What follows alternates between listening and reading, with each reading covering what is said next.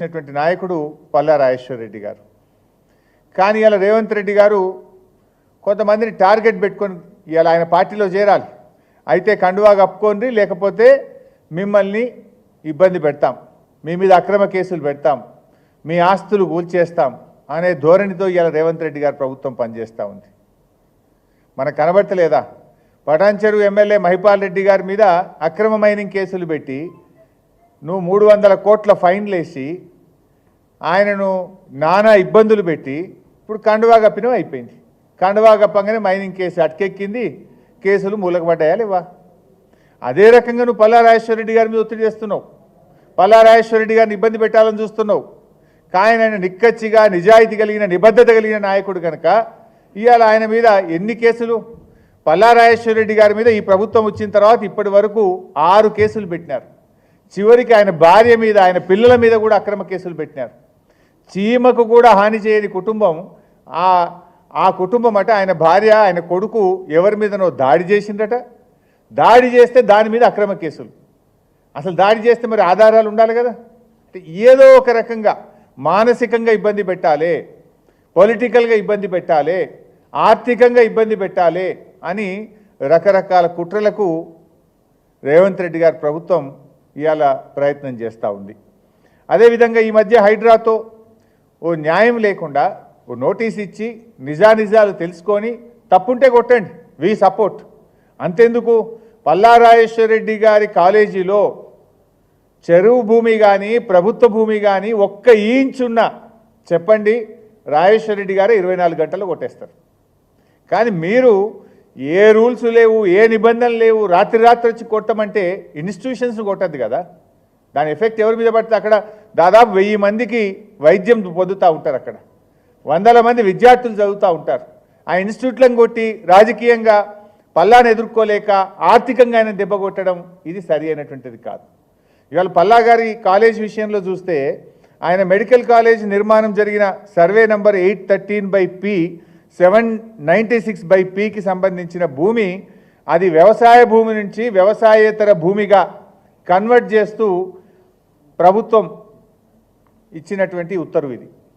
ఎప్పుడు 30/4/2018లో అగ్రికల్చర్ నుంచి నాన్ అగ్రికల్చర్కు ఇది కన్వర్షన్ చేసినారు. చేసినప్పుడు అన్నీ చూసే చేస్తారు కదా. అందులో శిఖం భూమి ఉన్నా FTL భూమి ఉంటే చేయరు కదా.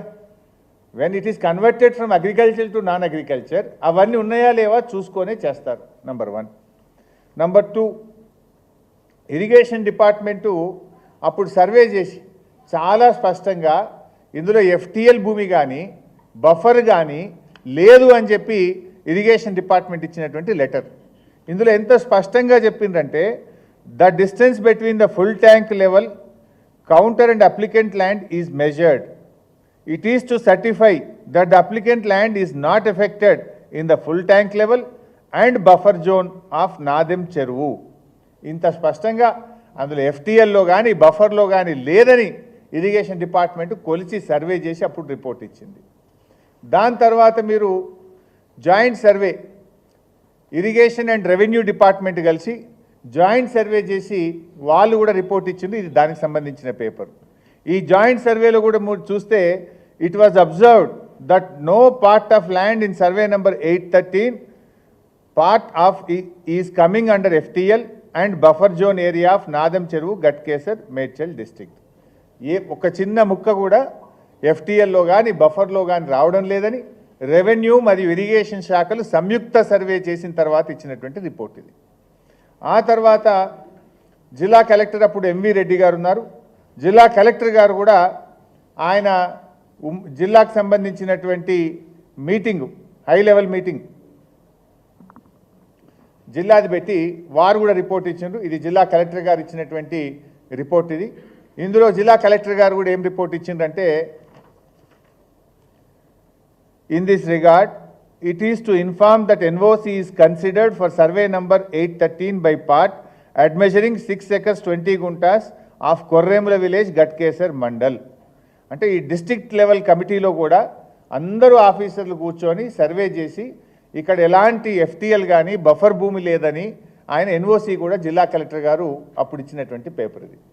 ఆ తర్వాత HMDA కాలేజీ కట్టేటప్పుడు హెచ్ఎండిఏకి వెళ్ళి హెచ్ఎండిఏలో కూడా పర్మిషన్ తీసుకున్నారు.